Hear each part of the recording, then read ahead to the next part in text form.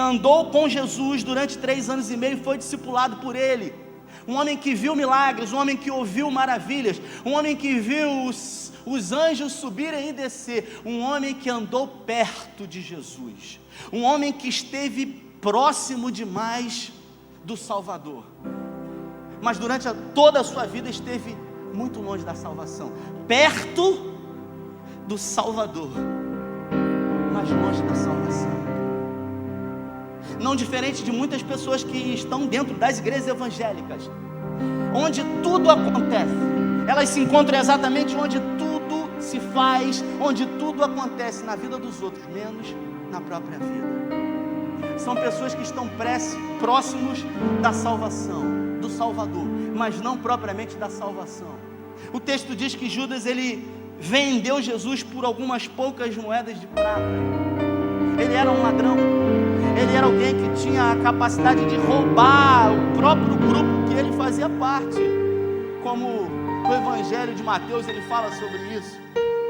Esse homem se perdeu, esse homem não teve a capacidade de se enxergar, de olhar para ele e ver o estado da sua alma, e ele não era muito diferente de nós, porque igual a ele foi Pedro, que negou a Cristo, que em alguns minutos antes havia dito para Jesus, que estava proferindo um discurso dizendo sobre a sua morte, e Pedro então se posiciona diante dele e diz o seguinte: não, eu não vou permitir que isso aconteça.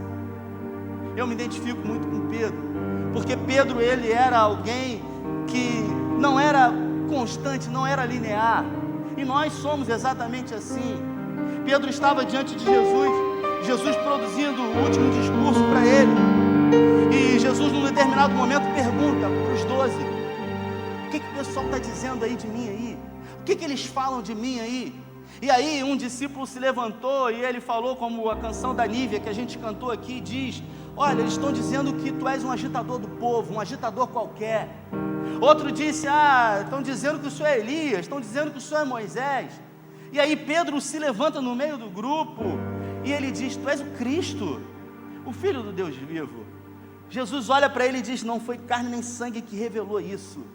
Na mesma conversa, se você ler isso, na mesma conversa, Jesus começa a dizer: convém que a gente vá para Jerusalém, que o Filho do Homem morra. Pedro então se levanta e fala: eu não vou permitir que isso aconteça. E ele diz para Jesus diz para ele o seguinte: aparta-te de mim, Satanás. Há 2 minutos atrás, Jesus diz para ele que você é um profeta, Deus falou com você. 2 minutos depois ele fala: agora é o Satanás que está usando a sua boca. E às vezes a gente é assim, ora somos uma bênção, ora somos uma maldição.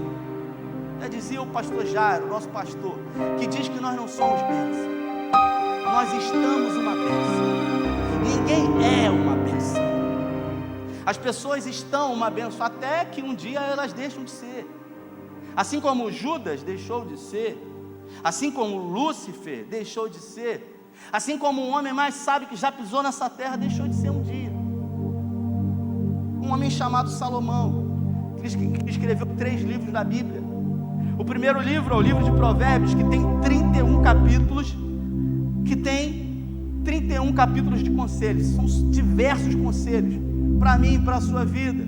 Escreveu o livro de Cantares e por último escreveu o livro de Eclesiastes. Um homem rico, um homem poderoso, um homem famoso, um homem sábio, não como eu e você, um homem totalmente sábio, mas que se perdeu. E eu me pergunto, se Salomão, sendo sábio como era, se perdeu, o que será de mim, de você? Salomão, o texto diz que Deus havia determinado lá em Deuteronômio que os judeus não deveriam tomar para si outras mulheres, eles não deveriam se casar com outras mulheres, para que essas mulheres não pervertessem o coração deles em relação à adoração ao Senhor. Diferente do seu pai Davi, que matava todo mundo, que não queria saber, que invadia todos os exércitos inimigos e mandava matar todo mundo.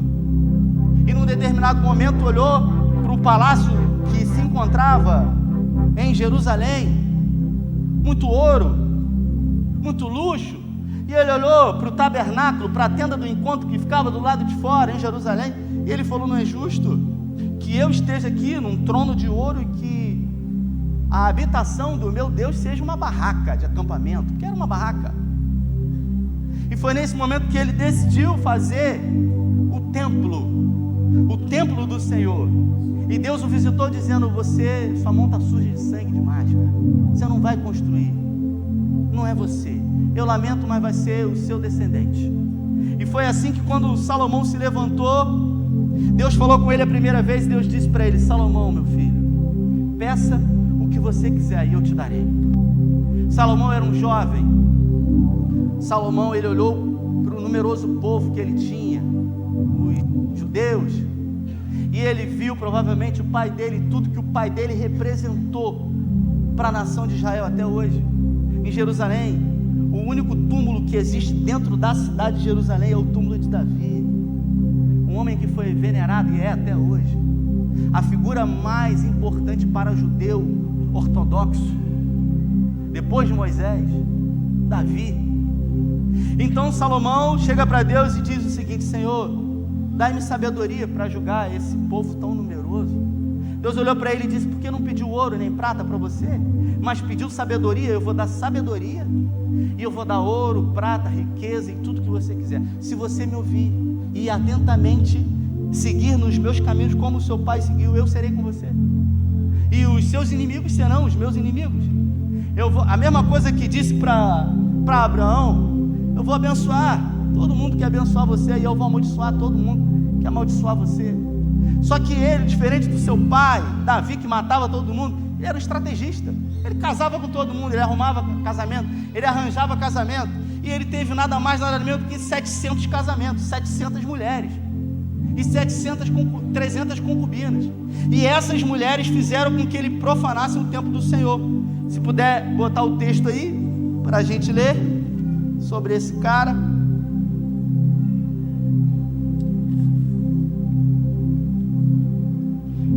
1 Reis, capítulo 11, versículo 4.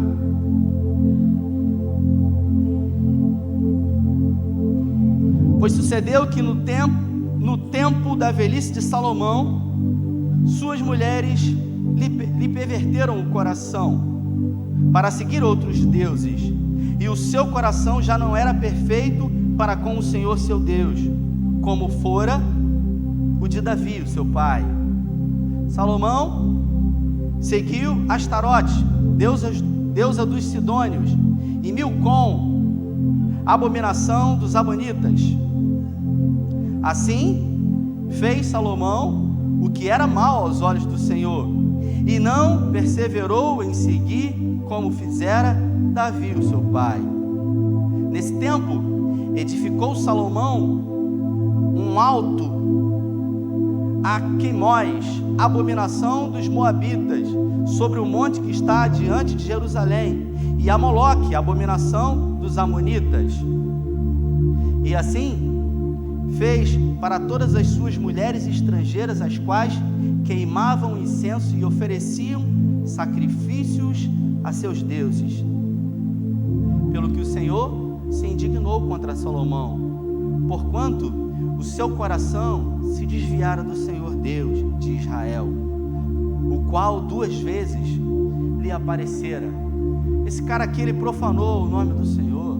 Alguém que começou bem e foi destruído. O texto é claro em dizer que Salomão se perdeu. Você sabe o que quer dizer quando a Bíblia fala que alguém se perdeu? Está dizendo que foi para o inferno. Esse cara morreu. Foi Deus que tirou o trono dele. Continua o texto aí para você entender a profundidade. Continua aí. E lhe ordenara expressamente que não seguisse a outros deuses. Ele, porém, não guardou o que o Senhor lhe ordenara.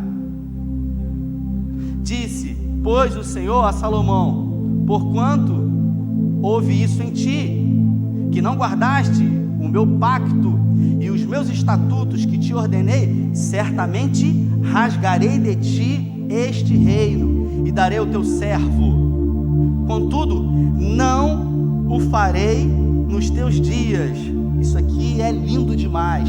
Por amor a Davi, o teu pai, da mão do teu filho o rasgarei. Todavia não rasgarei o reino todo, mas uma tribo darei ao teu filho, por amor do meu servo Davi e por amor de Jerusalém que escolhi. Isso é lindo demais. Sabe por quê? Porque Deus, quando Ele olha para o coração de um homem e Ele vê que esse homem está totalmente nele, de que Deus é o centro na vida desse homem, é selado nos céus uma aliança com o Senhor. O Senhor fez uma aliança com Davi, uma das 7 alianças que Ele fez foi uma aliança davídica. O cálice é a última aliança, é a nova aliança no sangue de Cristo. Ele havia feito uma aliança com Davi, dizendo que o trono de Davi seria perpétuo. Só que o filho de Davi havia profanado Salomão, ele se perdeu. Ele começou a oferecer sacrifício a outros deuses dentro de Jerusalém. Começou bem na nossa vida. O importante não é como começa, gente. O importante é como é que você vai terminar. Tem gente que começa bem, tem gente que vai bem, que flui, que as coisas acontecem. Tem uma frase do Nicolau Maquiavel que diz o seguinte: o fim justificam os meios. No cristianismo não. No cristianismo, o que você faz no início é tão importante quanto o que você faz no meio e no final. Não adianta começar bem, não adianta ir até a metade bem, você tem que ir até o final. Existem pessoas que começaram mal, mas que tiveram a capacidade de reconhecer, de se enxergar, de olhar para si e ver o mal que estavam produzindo para si e para o outro. Você acha que as igrejas evangélicas não estão cheias de pessoas assim? Pessoas que começaram bem, pessoas que tinham motivação, pessoas que desejavam fazer o que é certo, pessoas que levantaram a mão para o Senhor, que vieram aqui na frente, que um dia foram chamados de novo convertido, pessoas que estavam dispostas a fazer a obra, a vir na oração, a estar no evangelismo, a se doar o tempo. Melhor, eu falei para um irmão essa semana, a melhor classe de pessoas para você lidar dentro de uma igreja são os novos convertidos, porque novo convertido é doido. Novo convertido topa qualquer parada. Você chama um cara para pintar a igreja, para varar a noite, ele está aqui pintando, rindo, ele está sorrindo. No outro dia ele está igual um zumbi no trabalho, mas ele está alegre. Você fala, vai ter reunião, ele vem. A motivação dele é o Senhor. Ele entendeu o propósito da vida dele. Só que esse primeiro amor, ele passa. E um dia, esse homem, ele já olha para as coisas e ele começa a se transformar em alguém crítico, em alguém ranzinza, em alguém que reclama de tudo, que já não consegue ver alegria em mais nada. Ele entra dentro de uma igreja dessa, ele fala assim, pô, tá tudo escuro, por que essa luz tão forte? Por que não acende a luz? Por que faltou a luz hoje? Por que o louvor esticou demais? Por que o louvor foi curto? Por que o culto começa na hora? Por que essa criança está gritando? É gente que perdeu a capacidade de ver o belo, é gente que perdeu a capacidade de olhar aquilo que é bom, aquilo que realmente move as pessoas. Pergunto para você que está aqui, porque eu queria que você dissesse com muito carinho para a pessoa que está do seu lado, essa mensagem é para você. Diz assim, Deus está falando com você, não é com quem não veio. Porque a gente pensa, quando a gente ouve algumas mensagens, queria tanto que o fulano estivesse aqui, mas não é para fulano, não é para você. Deus está falando com você, sabe por quê? Porque na sua vida e na minha, muitas foram as vezes que nós começamos bem. Você quer ver uma coisa? Quando você decidiu casar, ninguém se casa para se separar. Você começou bem, você escolheu, você namorou, você conheceu, você fez promessa, você criou expectativa, você veio no pastor, você pediu para o pastor ir no seu casamento, o pastor fez o seu casamento e você começou bem, você quis acertar, você quis ser o melhor marido que você poderia ser, você quis ser a melhor esposa que você poderia ser. Só que no meio da caminhada alguma coisa aconteceu que não deu certo, que fez com que no meio do caminho, o início que foi tão bom, ele parasse por aqui, ele fizesse você desanimar, a você olhar para a pessoa que você casou e dizer assim, eu não te conheço, cara, que monstro que você se transformou. Como diz o outro, né? No início é meu bem, depois são meus bens, é para cá, para lá. Na empresa é a mesma coisa. Você quando quis montar uma empresa, você criou expectativa, você começou bem. Não, a gente vai acertar, a gente não vai se sonegar, nós vamos pagar o que é certo. Aí foi lá no contador Lucas, foi no Anderson, aí viu tudinho o que tinha que pagar, o que não tinha, o que tinha que fazer, o que não tinha, aí criou expectativa, foi no Sebrae, aí fez curso, aí a gente vai arrebentar a boca do balão, a gente vai fazer, a gente vai acontecer, e aí quando chega no meio do caminho, cara, você não consegue avançar. Você tomou uma pernada do seu sócio, deu uma pernada nele, começou a sonegar os impostos, começou a deixar de ser quem um dia você foi. Você começou bem, pô. Você tinha projeto, você tinha sonhos, você estava feliz, você estava contente, mas não é mais. É gente que está na igreja e que não consegue dar continuidade. É gente que fala 1 milhão de vezes. É gente que diz 1 milhão de vezes que eu vou ler a Bíblia, cara. 2019 eu vou começar lendo a Bíblia. Eu vou ler a Bíblia toda. Quantas vezes você começou e você falou assim, eu vou ler a Bíblia toda? Você leu 3 capítulos de Gênesis, cara. Quando você começou a ler aqui, fulano, filho de Ciclano, filho de Beltrano, filho de... aquele nome tudo de... Você falou, cara, não dá para mim isso aqui não. Você começa, mas você não consegue ir à frente. A gente tem um curso de inglês aqui, que a Renata dá aqui embaixo, um curso de Libras. Você vê a quantidade, eu estou falando, é profissional o negócio, o nível não é amador não, irmãos. Ela comprou todo um material profissional, é alguém que morou fora, é alguém que fala fluente, é alguém que foi formada numa academia, é alguém que investiu, é alguém que está aqui todo dia, intermediário e avançado, curso de inglês. Aí você vê a quantidade de gente quando a gente anuncia que vai lá atrás, que dá um nome feliz da vida, que começa, daqui a pouco você vai ver, cara, cadê aquela pessoa que disse que ia falar inglês fluente, que ia ganhar o mundo, que ia para o negócio business, que ia acontecer? Você pergunta, só sabe falar The Books on the Table, cara. Igual a mim que foi nos Estados Unidos. Sem vergonha lá, cara. Se fosse minha esposa, contei as histórias já no passado aí, meu. É gente que começa, mas não termina. É gente que se inscreve num curso, que não está satisfeito com a profissão, mas não consegue levar à frente, cara. É gente que vai na faculdade, eu encontrei com uma pessoa essa semana, cara. O cara parou no 9º período. Faltando um período para o cara se formar, e o cara está fora. E eu virei para ele e falei assim, cara, faltam 6 meses para você, cara. E ele falou, não quero mais. Você nadou, e agora morreu na praia. Cadê aquele sonho de fazer? Cadê aquela motivação incrível? Cadê aquele projeto de abrir um consultório, um escritório e achar que ia fazer? É assim na minha vida, é assim na sua vida. Paulo, ele falou o seguinte, não vos conformeis com esse mundo, mas transformai-vos pela renovação da vossa mente. Você sabe o que quer dizer isso? Que você não pode se enquadrar ou criar uma forma única para você.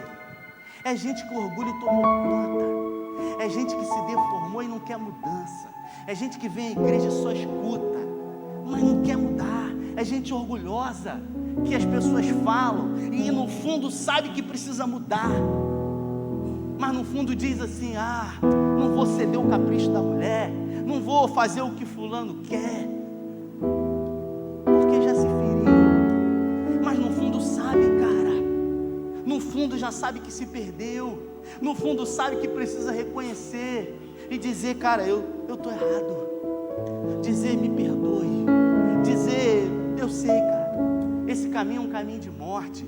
É gente que já não consegue mais ficar dentro de igreja, cara, porque passou por uma, passou por 2, passou por 3, e a religião feriu, cara, e fere mesmo, porque tem gente que pega isso aqui, para falar de tudo, menos para falar de Jesus, cara. E aí quando você olha agora, você generaliza, você bota tudo no mesmo saco, é tudo pilantra, é tudo safado, só quer roubar dinheiro, só quer... Quero dizer para você que há esperança para você, meu irmão. Elias, quando se encontrou na caverna, depois de enfrentar 850 profetas, 450 profetas de Baal, mais 400 profetas de Azerá, ele enfrentou 850 homens, e Deus foi com ele, e ele envergonhou todos aqueles homens. Ele recebeu um recado de uma mulher chamada Jezabel. Ele foi para a caverna e ele pediu a morte dele na caverna. Ele falou: Senhor, eu não aguento mais, me mata, eu não aguento mais, Senhor, eu estou sozinho. E Deus falou para ele: ei, rapaz, você não está sozinho não, cara, tem 7.000 ainda que não se dobraram, que não se prostraram. Você acha que a gente do Ceia de Cabo Frio aqui, você acha que a gente tem a arrogância, a prepotência de achar que a gente está sozinho, porque a gente alimenta moradores de rua aqui? Essa semana uma pessoa que mora aqui na frente, que não sei nem se é evangélico, marcou o Facebook da igreja, ela fez um vídeo, os moradores de rua entrando aqui, todo dia a gente alimenta 120 pessoas. Aí ela fez um vídeo, aí postou e marcou a igreja, dizendo: olha, moro aqui na frente dessa igreja, olha o que essa igreja faz. Todo dia eu vejo uma multidão aqui na frente, de gente esperando para entrar. Na hora do almoço eles abrem a porta e eles alimentam esse pessoal. É gente que nem é crente, mas que está propagando o evangelho, porque está vendo, o resultado. Eu tenho conversado com os meninos aqui, eu falei para ele: nosso alvo em 2019, o nosso alvo em 2019, enquanto pastores aqui, enquanto líderes, não é pregar o evangelho. Eu falo para eles aqui: não vamos mais pregar o evangelho, nós vamos viver agora, nós vamos ser o evangelho. Jesus foi o evangelho, Jesus foi, as pessoas olhavam para ele e viam o evangelho. Eu falei para eles: a nossa forma de pastorear e de liderar agora aqui vai ser o exemplo. Nós precisamos ser exemplo. Falar, qualquer um fala, falar, qualquer boca diz. Agora fazer, ser não. Agora, para isso você tem que chamar responsabilidade. Você tem que dizer assim: ó, é comigo.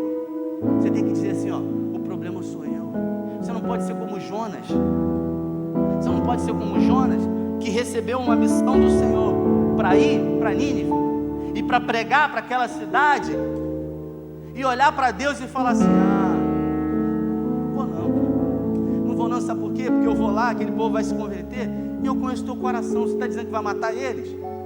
O Senhor vai se converter, eles vão se arrepender e o Senhor vai perdoar. É gente que já acha que conhece Deus, é gente que já acha que conhece tudo, é gente que está dentro do sistema da igreja e acha que tudo é previsível, que já tem um controle de tudo. Eu quero dizer para você que você não sabe de nada.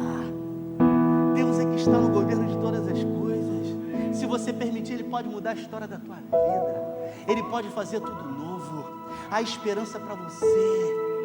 Talvez você diga assim: mas você não sabe quantos anos eu tenho. Se eu tivesse ouvido essa mensagem há 20 anos atrás, há 15 anos atrás, há 30 anos atrás, eu já sou velho. Você tem quantos anos? Pergunta para a pessoa que está do seu lado: você tem quantos anos? Se ela não responder, não fica triste não.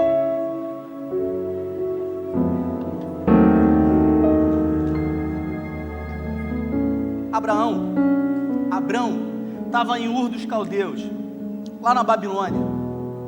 Deus vai e fala com ele lá na Babilônia: sai da tua terra. Deus falou com ele em Arã, 950 quilômetros de Ur dos Caldeus. E Deus fala o seguinte para ele: sai da tua terra, do meio da tua parentela, e vai para uma terra que eu te mostrarei. Sabe quantos anos Abraão tinha? Abraão era um garotinho, ele tinha 75 anos de idade. 75 anos de idade, Deus fez uma promessa para ele. Ele recebeu uma promessa com 75 anos de idade. Sabe quantos anos Abraão esperou pela promessa, pelo cumprimento da promessa? A promessa aconteceu quando ele tinha 100. Ele esperou 25 anos o cumprimento da promessa na vida dele. Você tem 75? Você acha que está perdido que você tem 80? Tem um que tinha 80 na Bíblia. O homem era príncipe no Egito lá. Ele era príncipe, filho de Faraó. O nome dele era Moisés. E aí de repente Moisés, com 40 anos de idade, Moisés vai visitar os hebreus sendo escravos, e ele vê um hebreu judiando um egípcio, e ele mata um egípcio. Aí no outro dia o coração dele aqueceu, porque ele era hebreu, e ele sabia disso, e ele foi conversar com seus irmãos hebreus. 2 caras estavam brigando lá, 2 hebreus, e ele foi separar, e ele falou assim: poxa, vocês são irmãos, por que vocês estão brigando aí, cara? Não façam isso. Aí um virou para ele e falou assim: vai fazer o quê?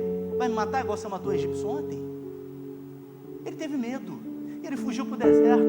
Passou 40 anos, ele tinha 40 quando saiu, passou mais 40 anos, e agora Moisés estava com 80 anos no deserto, e de repente ele olha um arbusto pegando fogo, e não consumia o arbusto, e ele ouve a voz de Deus, que diz: Moisés, tira a sandália dos seus pés, que essa terra que você está pisando é santa. E Deus comissiona ele para um propósito, para uma obra maior. Com 80 anos começou.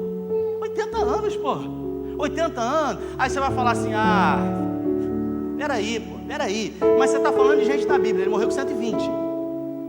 Mas peraí, você tem que pegar um exemplo de hoje, você tem que pegar um exemplo contemporâneo. Vamos lá, vamos falar de alguém de hoje aí, me lembra aí, Jefferson, alguém que possa ter realizado um grande feito numa idade avançada. Com 65 anos de idade, um homem chamado Roberto Marinho fundou a Fundação Globo.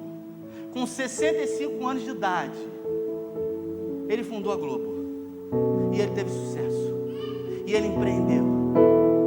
Quero dizer para você que não é tarde para você sonhar, não é tarde para os sonhos de Deus se realizarem na sua vida, não é tarde para corrigir aquilo que você errou.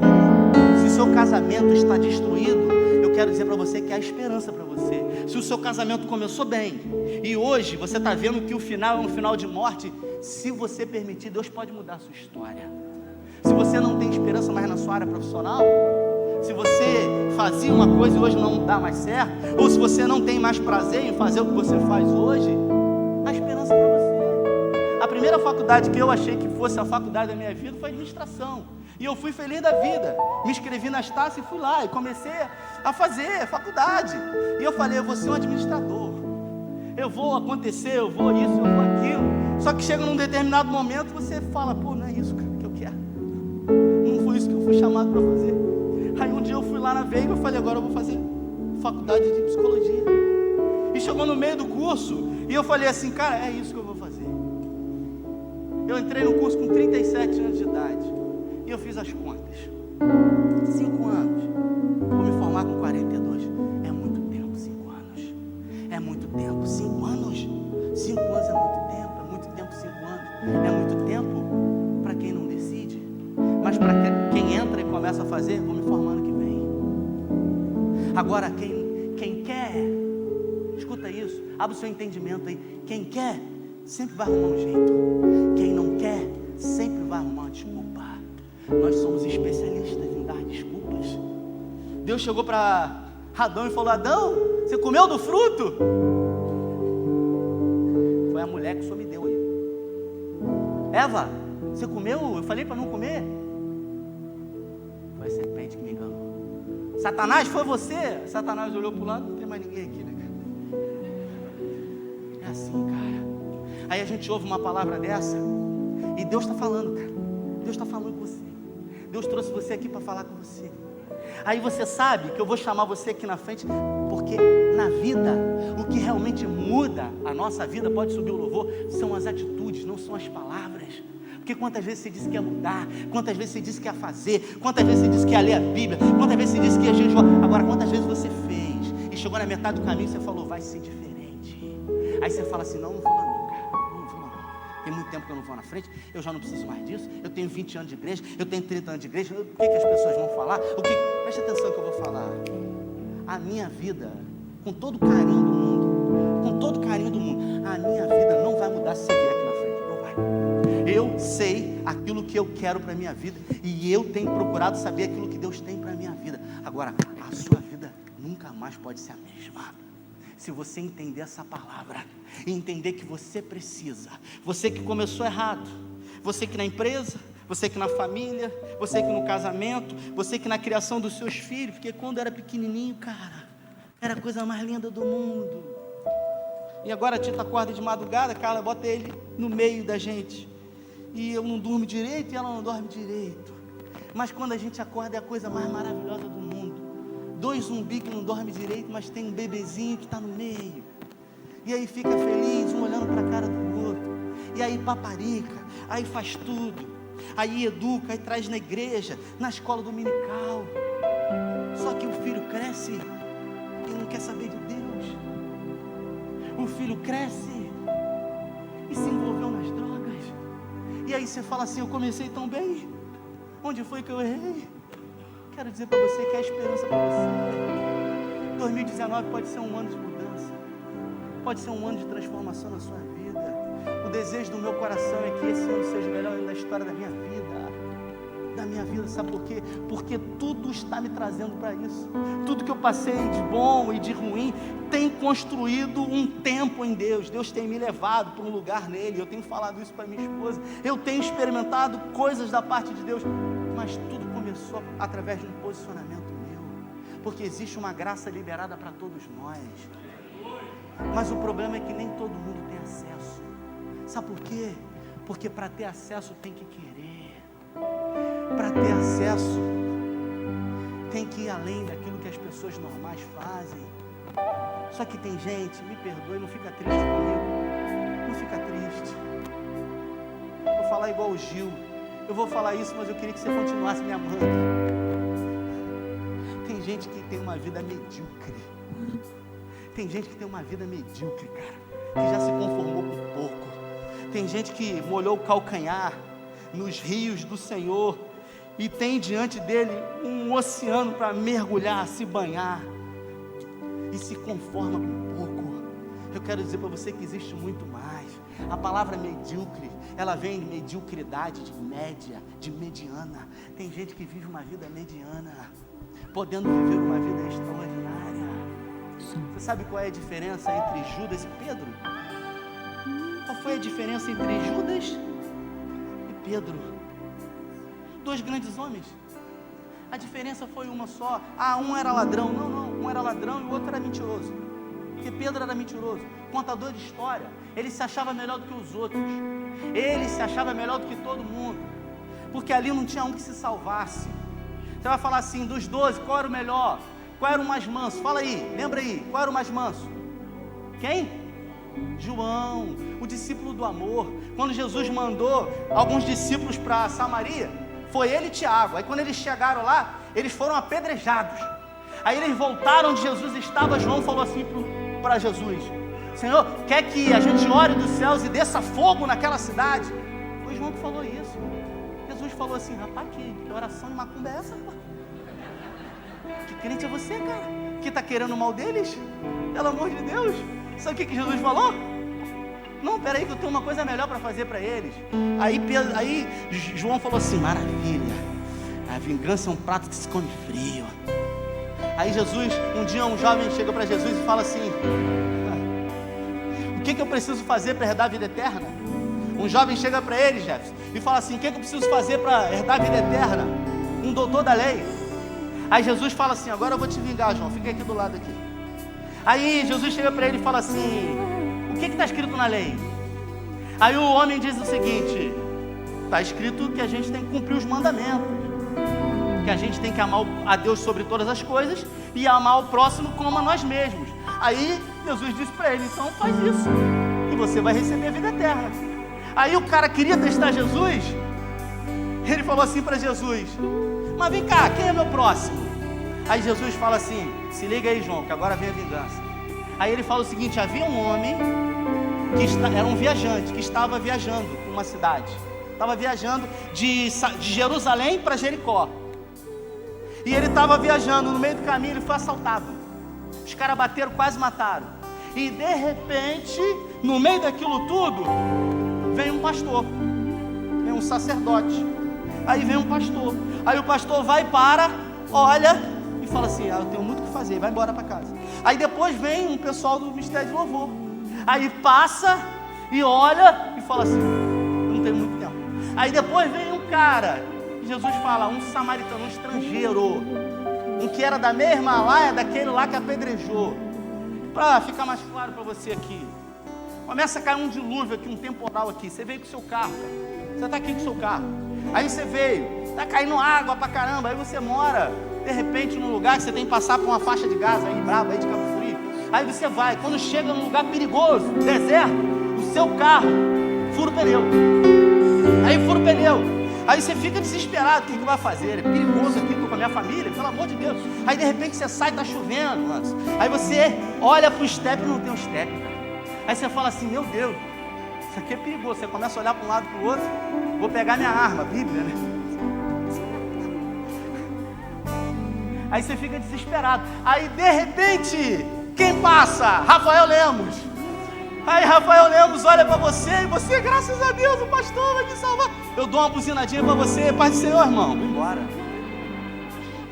Perigoso demais, cara. Por que não parou? Aí de repente Rafael Macedo passa. Rafael Macedo agora é o levita. Aí Rafael Macedo passa um lugar perigoso, aí você acena para ele. Aí ele dá tchau para você. Olha lá, tá falando comigo. Vai embora. Aí de repente, quem menos você espera aparece para salvar você.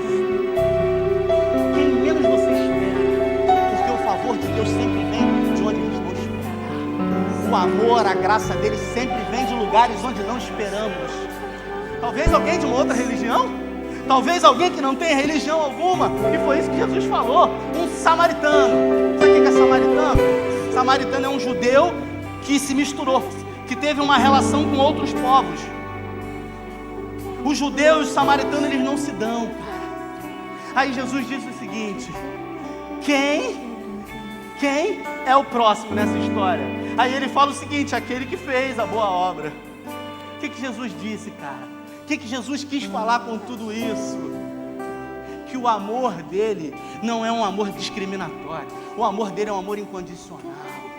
Que nós devemos amar uns aos outros. Como é que eu posso amar a Deus que eu não vejo, se eu não consigo amar o meu irmão que eu vejo? Como é que eu posso ter uma relação com Cristo que eu não vejo, se eu não falo com meu pai, se eu não falo com a minha mãe, se eu tenho um problema com a minha família? Pelo amor de Deus, cara.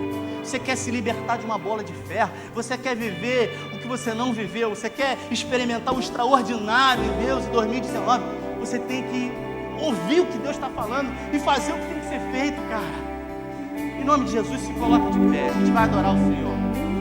Você que deseja